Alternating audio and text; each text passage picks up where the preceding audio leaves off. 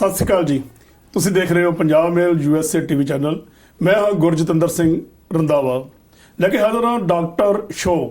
ਇਸ ਸ਼ੋਅ ਵਿੱਚ ਅਸੀਂ ਵੱਖ-ਵੱਖ ਬਿਮਾਰੀਆਂ ਬਾਰੇ, ਉਹਨਾਂ ਦੇ ਸਿੰਪਟਮਸ ਬਾਰੇ, ਉਹਨਾਂ ਦੇ ਇਲਾਜ ਬਾਰੇ ਤੇ ਹੋਰ ਵੀ ਜੋ ਵੀ ਜਾਣਕਾਰੀ ਹੁੰਦੀ ਆ ਕਿਸੇ ਇੱਕ ਤਜਰਬੇਕਾਰ ਡਾਕਟਰ ਨੂੰ ਬੁਲਾ ਕੇ ਇਸ ਸ਼ੋਅ ਵਿੱਚ ਤੇ ਉਹ ਤੁਹਾਡੇ ਤੱਕ ਜਾਣਕਾਰੀ ਪਹੁੰਚਾਉਂਦੇ ਆ। ਅੱਜ ਸਾਡੇ ਵਿੱਚ ਡਾਕਟਰ ਪਰਮਜੀਤ ਤੱਖਰ, ਜਿਹੜੇ ਕਿ ਇੱਥੇ ਤੱਖਰ ਫੈਮਿਲੀ ਪ੍ਰੈਕਟਿਸ ਦੇ ਓਨਰ, ਬੜੇ ਸੀਨੀਅਰ ਡਾਕਟਰ ਆ, ਉਹ ਸਾਡੇ ਸਟੂਡੀਓ ਵਿੱਚ ਵਿਸ਼ੇਸ਼ ਤੌਰ ਤੇ ਆਏ ਆ। ਉਹਨਾਂ ਨਾਲ ਅਸੀਂ ਬਲੱਡ ਪ੍ਰੈਸ਼ਰ ਬਾਰੇ ਗੱਲਾਂ ਬਾਤਾਂ ਕਰਾਂਗੇ। ਡਾਕਟਰ ਸਾਹਿਬ, ਸਭ ਤੋਂ ਪਹਿਲਾਂ ਤਾਂ ਸਵਾਗਤ ਹੈ ਜੀ ਤੁਹਾਡਾ, ਬਹੁਤ ਬਹੁਤ ਜੀ ਆਇਆਂ ਨੂੰ ਤੁਹਾਡਾ। Thank you, Baji. Thank you for having me, and thank you, Punjab Mail, for giving me the opportunity to discuss.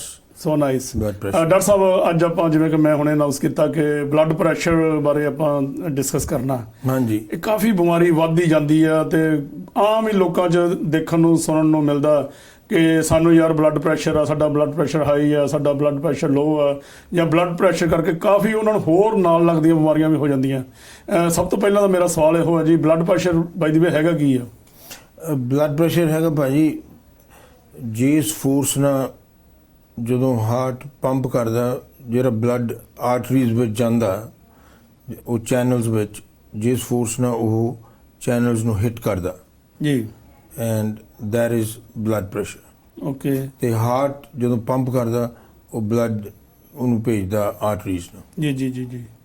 ਤੇ ਪ੍ਰੈਸ਼ਰ ਇਹਨੂੰ ਮਤਲਬ ਬਲੱਡ ਪ੍ਰੈਸ਼ਰ ਜਿਹੜਾ ਜੋ ਪ੍ਰੈਸ਼ਰ ਪੈਂਦਾ ਇੱਕ ਰਬੜ 'ਚ ਜੇ ਪਾਈਪ ਲਾ ਕੇ ਤੇ ਆਪਾਂ ਰਬੜ 'ਚ ਆਪਾਂ ਓਕੇ ਇਦਾਂ ਜੇ ਲੈਟਸ ਸੇ ਰਬੜ ਬਹੁਤ ਖੁੱਲੀ ਹੈ ਤੇ ਆਪਾਂ ਪਾ ਦਈਏ ਪਾਣੀ ਫੋਰਸ ਕਰੀਏ ਤੇ ਪ੍ਰੈਸ਼ਰ ਆਲੇ ਦੁਆਲੇ ਥੋੜਾ ਲੱਗੂਗਾ। ਜੇ ਹੁਣ ਰਬੜ ਦਾ ਡਾਇਮੀਟਰ ਛੋਟਾ ਆ ਤੇ ਪ੍ਰੈਸ਼ਰ ਆਲੇ ਦੁਆਲੇ ਉਸ ਰਬੜ ਦੀ ਵਾਲਸ ਨੂੰ ਜ਼ਿਆਦਾ ਲੱਗੂਗਾ। ਜੀ ਜੀ। So that's what blood pressure ਹੈ। ਇਹ ਤਾਂ ਬਲੱਡ ਪ੍ਰੈਸ਼ਰ ਹੋ ਗਿਆ। ਬਲੱਡ ਪ੍ਰੈਸ਼ਰ ਦੀ ਬਿਮਾਰੀ ਕੀ ਹੁੰਦੀ ਹੈ ਫਿਰ?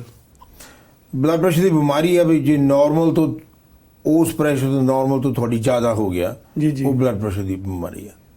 ਤੇ ਜਿਹੜਾ ਨਾਰਮਲ ਬਲੱਡ ਪ੍ਰੈਸ਼ਰ ਆ ਉਹ ਪਹਿਲਾਂ ਤੋਂ ਥੋੜਾ ਜਿਹਾ ਬਦਲ ਗਿਆ।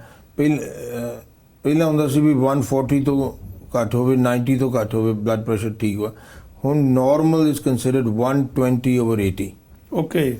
ਤੇ ਜਿਹੜਾ 139/89 ਵਾ, ਉਹਦਾ ਹੈਗਾ risk of hypertension is high. Okay. ਤੇ ਜਿਹੜਾ 140/90 ਪਹੁੰਚ ਗਿਆ, ਉਹਨੂੰ ਐਕਚੁਅਲ ਬਲੱਡ ਪ੍ਰੈਸ਼ਰ ਹਾਈਪਰਟੈਂਸ਼ਨ ਉਹਨੂੰ ਕਹਿੰਦੇ ਆਪਾਂ। ਇਹ ਕਿੰਨੇ ਤਰ੍ਹਾਂ ਦੇ ਹੁੰਦੇ ਆ ਜੀ ਇਹ ਬਲੱਡ ਪ੍ਰੈਸ਼ਰ?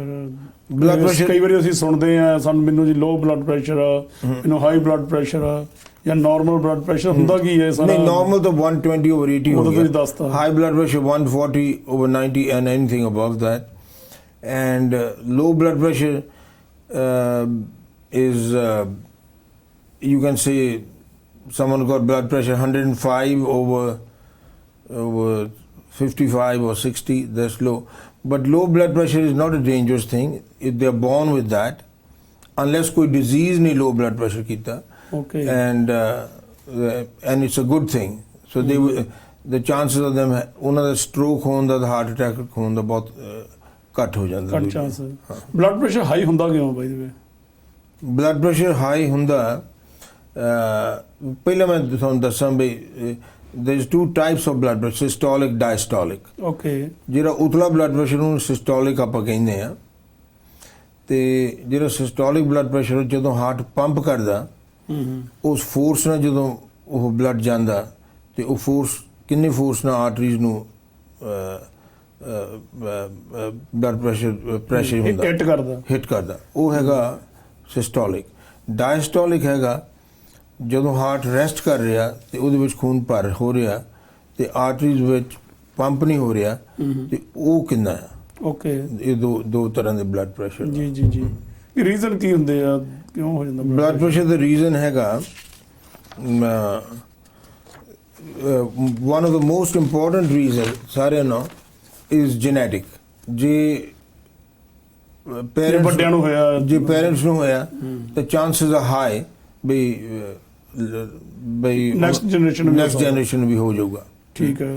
ਪਰ ਦੈਨ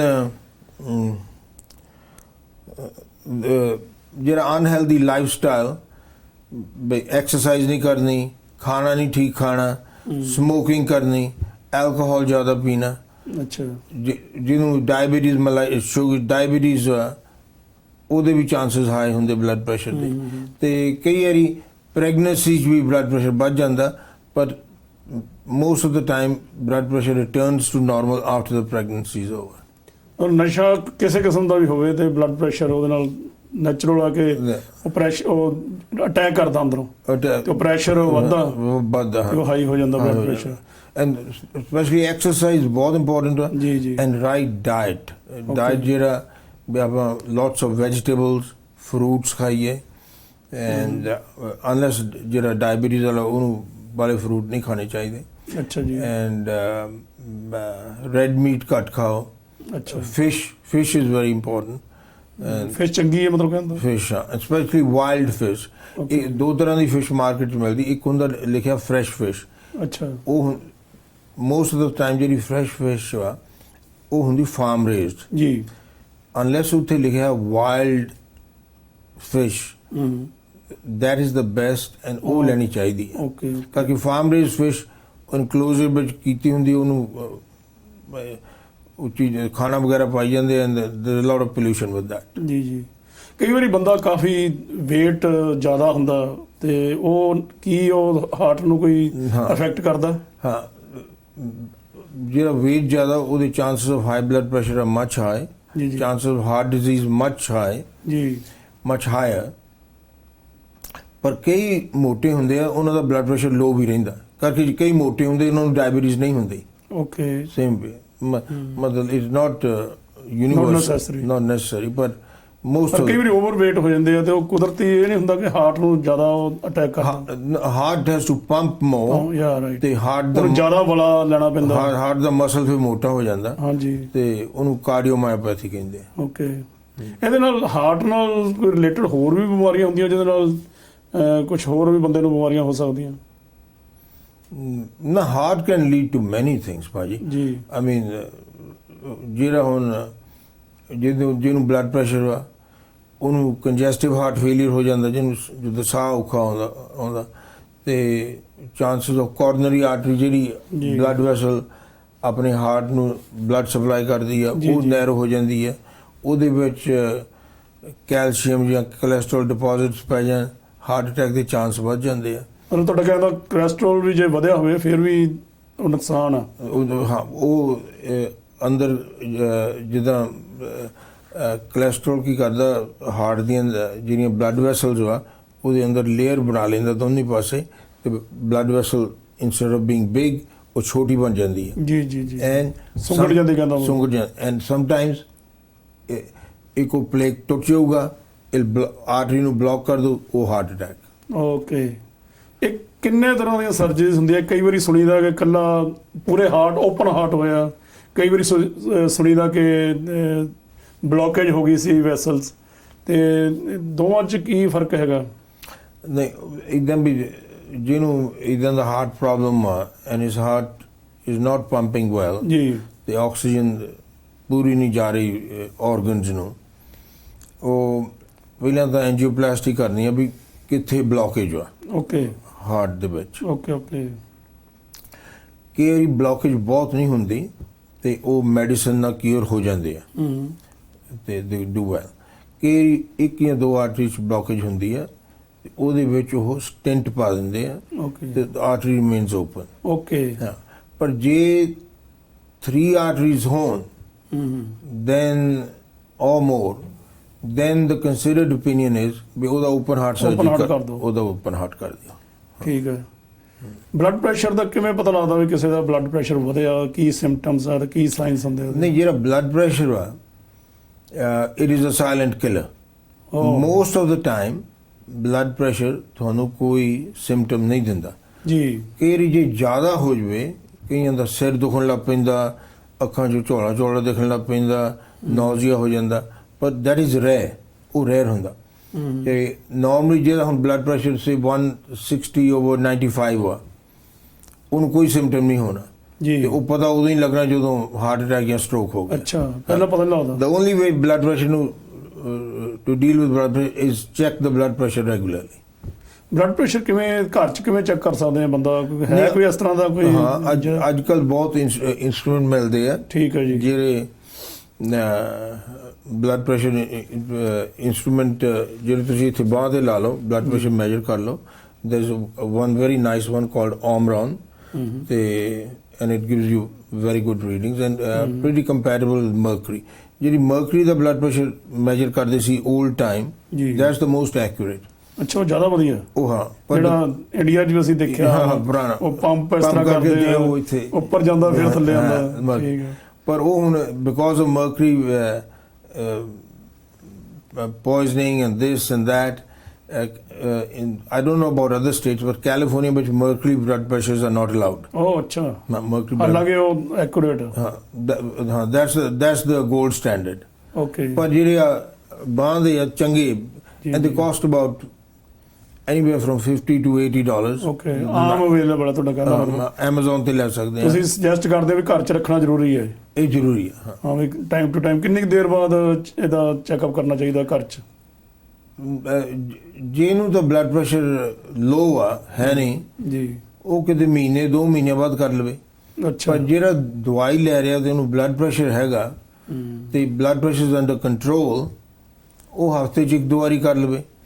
ਪਰ ਜਿਹਦਾ ਬਲੱਡ ਪ੍ਰੈਸ਼ਰ ਕੰਟਰੋਲ ਵਿੱਚ ਨਹੀਂ ਹੈ ਨਾ, ਤੇ he may have to measure it every day or twice a day till everything is under control. ਅੱਛਾ ਅੱਛਾ, ਪਰ ਇੱਦਾਂ ਵੀ ਨਹੀਂ ਕਰਨਾ ਚਾਹੀਦਾ ਵੀ 4-5 ਵਾਰੀ ਮੈਜਰ ਕਰੀ ਜਾਈਏ, ਕਰਕੇ ਉਹ ਜਦੋਂ obsession ਹੋ ਜਾਂਦਾ ਬਲੱਡ ਪ੍ਰੈਸ਼ਰ ਫਿਰ ਆਪਣੇ ਆਪ ਤਾਂ ਚੱਲ ਜਾਂਦਾ। ਕਈ ਵਾਰੀ ਇਹ ਹੁੰਦਾ ਵੀ ਸਾਡਾ ਥੋੜਾ ਜਿਹਾ ਉੱਤੇ ਆ, ਲੋਕੀ ਹੋਰ ਐਕਸਾਈਟਡ ਹੋ ਜਾਂਦੇ ਆ, ਉਹਦੇ ਨਾਲ ਬਲੱਡ ਪ੍ਰੈਸ਼ਰ ਜਿਹੜਾ ਹੋਰ ਜ਼ਿਆਦਾ ਵਧ ਜਾਂਦਾ, ਉਹਨੂੰ ਫਿਕਰ ਪੈ ਜਾਂਦਾ ਵੀ ਸਾਡਾ ਬਲੱਡ, ਉਹ ਫਿਕਰ ਦੀ ਥਾਂ ਤੇ ਸਗੋਂ ਨਾਰਮਲ ਰਹਿਣਾ ਜ਼ਿਆਦਾ ਜ਼ਰੂਰੀ ਆ, ਨਾ ਕਿ ਫਿਕਰ ਕਰੋ।